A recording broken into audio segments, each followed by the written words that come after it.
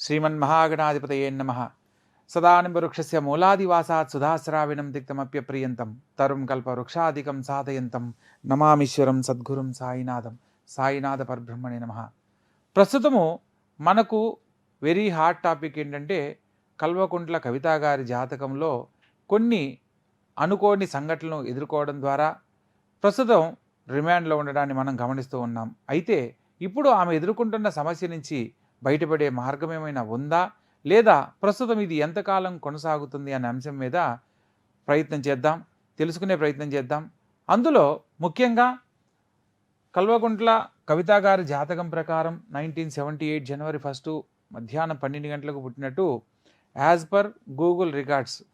దీని ప్రకారం కనుక మనం పరిశీలించినట్లయితే జన్మలగ్నం వచ్చేసి మీనలగ్నంలో కేతుగ్రహ సంచారం, లగ్న రాజ్యాధిపతి అయిన గురువు చతుర్థంలో సంచరించడము, అదేవిధంగా ద్వితీయ భాగ్యాధిపతి అయిన కుజుడు పంచమంలోను, అదేవిధంగా లాభ వ్యయాధిపతి అయిన శని షష్టమ స్థానంలోను, అదేవిధంగా రాహువు మరియు చంద్రుడు కన్యారాశిలో సంచరిస్తూ ఉన్నారు.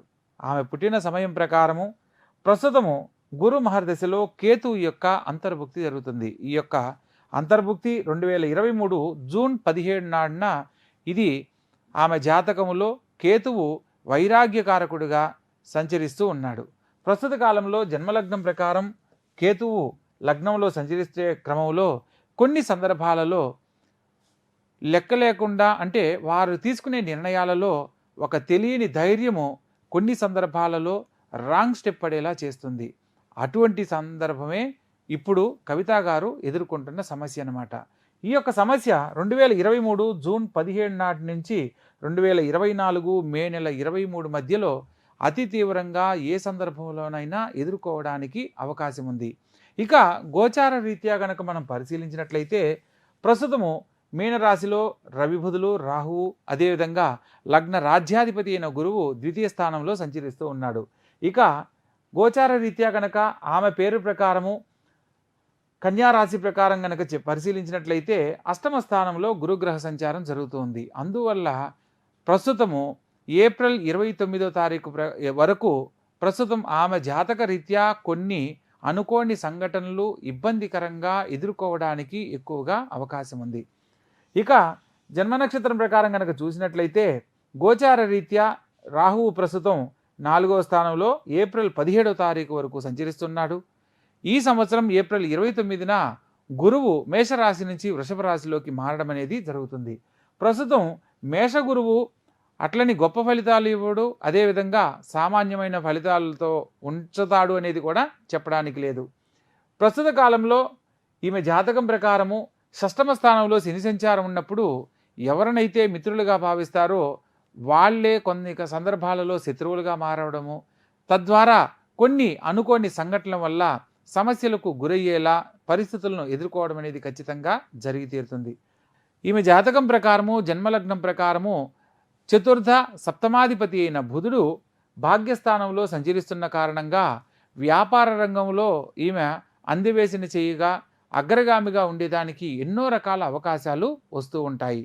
కానీ కొన్ని సందర్భాలలో తృతీయ అష్టమాధిపతి అయిన శుక్రుడు రవితో కలవడం వల్ల అనుకోని పేరు ప్రతిష్టలకు సంబంధించిన భంగం కలగడానికి ఏ సందర్భంలో అయినా ఇబ్బందులు తలెత్తడానికి కారణమవుతాయి.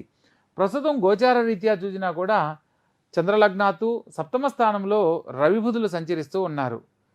కాబట్టి సప్తమంలో రవిగ్రహ సంచారం జరిగేటప్పుడు తండ్రి ఈ బిడ్డ గురించి ఎక్కువగా సఫర్ అవ్వడం, అంటే వాళ్ళ నాన్నగారు కేసీఆర్ గారు కొంత ఈమె గురించి ఎక్కువగా ఆలోచించి చింతించడము, అదేవిధంగా తండ్రి ద్వారా సంపూర్ణమైన ఒక సహాయాన్ని పొందలేని స్థితిని పొందడానికి ఈ యొక్క కాలాన్ని మనం చెప్పడానికి అవకాశం ఉంటుంది. అదేవిధంగా చంద్రలగ్నాత్తు కనుక పరిశీలించినట్లయితే లగ్న చతుర్థాధిపతి అయిన బుధుడు సప్తమంలో ఉన్నాడు. రవితో బుధుడు కలిసినప్పుడు కంబస్ట్ అయ్యాడని అంటారు. అంటే దీన్ని బుధాదిత్య యోగం కలిసినప్పటికీ సప్తమం అయినందువల్ల రాహువుతో కలవడం వల్ల బుధాదిత్య యోగ ఫలితాన్ని పొందలేక ఎక్కడైతే పేరు ప్రతిష్టలు పొందాలో అక్కడ కొంత డిస్టర్బెన్స్ని ఫేస్ చేయడానికి ప్రధానమైన కారణంగా మనం జ్యోతిష్ శాస్త్రాన్ని ఆధారం చేసుకొని చెప్పుకోవచ్చు. ప్రస్తుత కాలంలో ఈ యొక్క గురు మహర్దశలో కేతువు యొక్క అంతర్భుక్తి 2024 మే 23 వరకు జరుగుతుంది.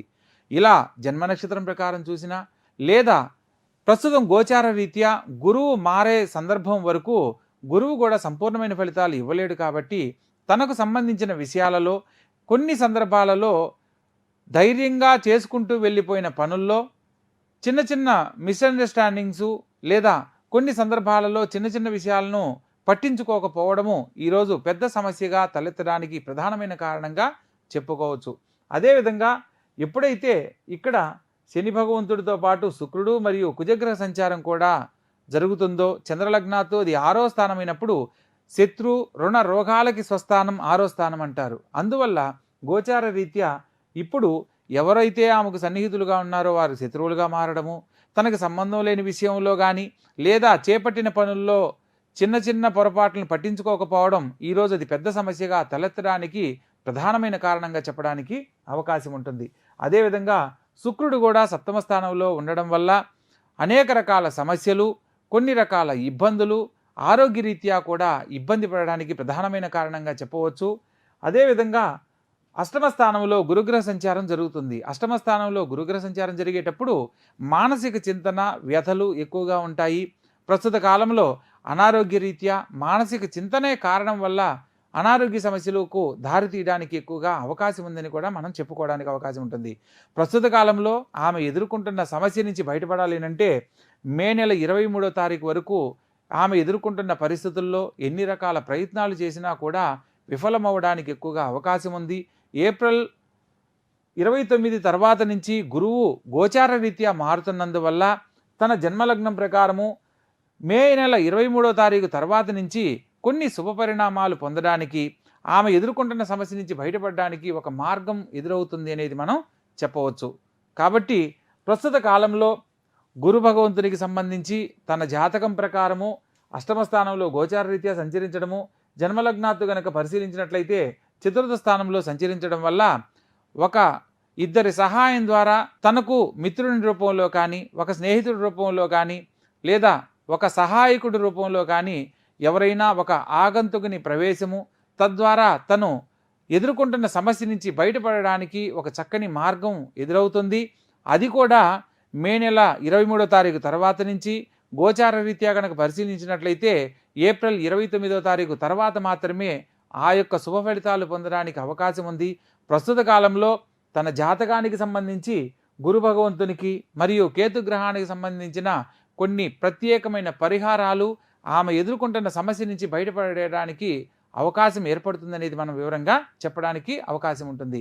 కాబట్టి తెలుసుకున్న విధానం ప్రకారము భగవంతుని అనుగ్రహంతో నేను నేర్చుకున్న గురువుల దగ్గర నా పరిజ్ఞానం మేరకు కొన్ని విషయాలు తెలియజేయడమైనది.